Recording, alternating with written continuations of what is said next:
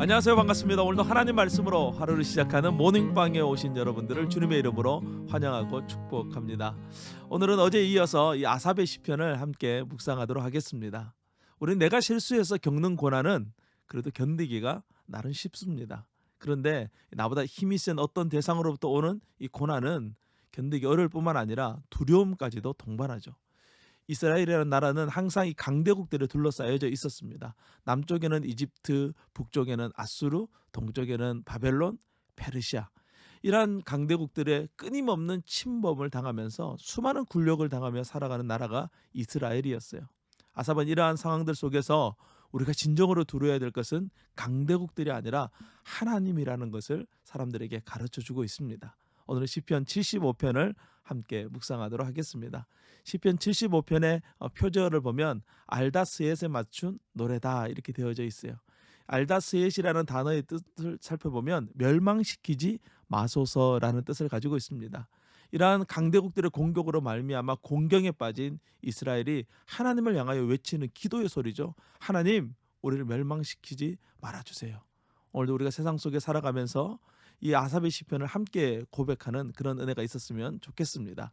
1절 말씀이 이렇게 시작합니다. 하나님이여 우리가 주께 감사하고 감사함은 주의 이름이 가까움이라. 그리스도인들의 특징은 바로 여기 감사에 있는 것이죠. 어떠한 상황 속에서도 감사함으로 나아가는 것이 바로 우리가 취해야 될 자세라는 거예요. 처음에는 이 부분이 이해되지 않을 수 있습니다. 그런데 시간이 지나고 또 신앙이 쌓이면 자연스럽게 우리는 먼저 감사하게 돼요. 왜냐하면 하나님을 신뢰하기 때문에 그런 것이죠. 눈앞에 보이는 상황이 아니라 그 상황을 주관하시고 그 상황을 바라보시는 하나님을 믿고 의지하기에 감사하게 되는 거예요. 1절에 주의 이름이 가깝다. 이 말의 뜻은 주님께서 나를 위하여 일하심이 얼마 남지 않았음을 신뢰합니다. 우리 아빠가 곧 와서 도와줄 거야. 우리 오빠가 와서 곧 도와줄 거야. 2절부터 주님의 말씀에 기록된 것을 기억하고 시인은 계속해서 찬양하고 있어요. 주님의 말씀이 가라사대 기약이 이르면 내가 바르게 심판할 것이라고 하신 그 말씀을 기억합니다. 공의의 하나님은 반드시 악을 심판하세요.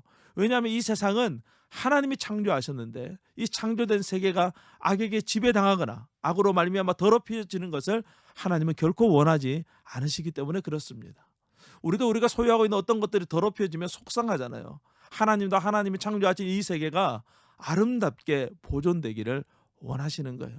또한 하나님의 구원받은 백성이 된 우리들이 악한 자들에게 의해서 고통당하는 것을 결코 용납하지 않습니다. 우리는 그 하나님을 신뢰하기에 감사하고 또 찬양하고 기다릴 수 있는 것입니다. 또한 주의 말씀은 이렇게 말씀하십니다. 너의 뿔을 들지 말고 교만한 목으로 말하지 말라라고 악인들에게 말씀하세요. 여기서 뿔은 권세를 상징하는 것인데 이어지는 말씀에 있듯이 이 권세는 교만한 권세를 의미하는 거예요. 하나님을 무시하고 하나님을 부인하고 하나님을 저주하고 하나님에 대해서 함부로 말하는 것들에 대해서 경고하는 것이죠. 세상에 많은 악들이 있지만 그중에서 가장 악한 것이 무엇이냐면 하나님을 부인하는 거예요. 바로 여기서부터 수많은 악들이 파생되어져 나오는 것이거든요. 그러므로 우리는 날마다 모든 순간마다 하나님을 고백할 수 있기를 간절히 부탁을 드립니다. 그리고 그 하나님을 계속해서 신뢰하는 연습을 해나가야만 합니다. 그래야만 결정적인 순간에 감사할 수 있게 되는 거예요. 여러분, 하나님의 진노는 아주 무섭습니다.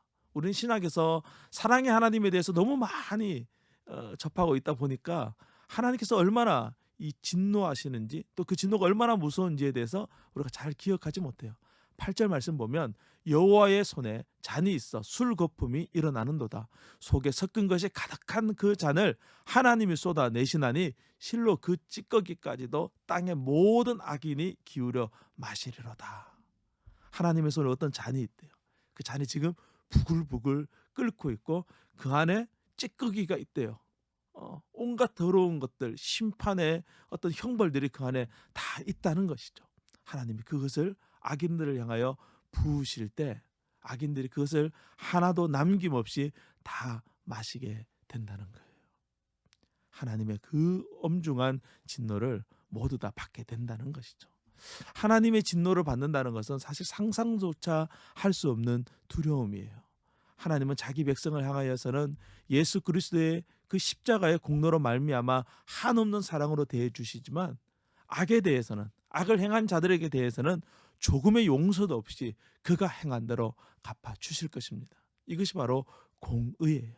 하나님에게 악은 조금도 용납될 수가 없는 거예요. 여기서 우리 또다시 감사할 수밖에 없어요. 바로 이 엄청난 형벌을 대신 지시고 십자가에서 그 모든 것을 감당하신 예수 그리스도를 생각할 때에 다시 한번 우리는 감사할 수밖에 없는 것이죠.